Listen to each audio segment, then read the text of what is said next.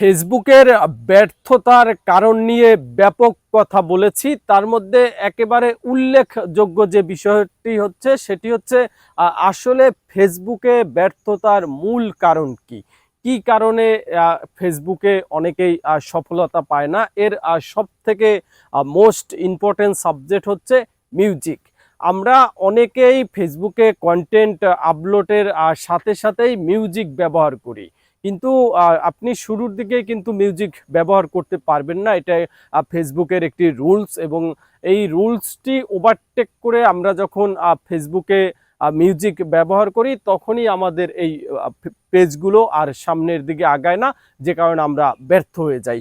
ফেসবুকে মিউজিক ব্যবহার করতে হলে ফেসবুকের তরফ থেকে একটা নোটিফিকেশন দেয়, যেটাকে ফেসবুকের মিউজিক ব্যবহারের লাইসেন্স বলা হয়। এই লাইসেন্সের আগে আপনি যদি একটা ভিডিওতেও একটা মিউজিক ইউজ করে থাকেন, তাহলে আপনি মনে রাখবেন এই ফেসবুক পেজ থেকে আপনি কখনোই সফল হতে পারবেন না।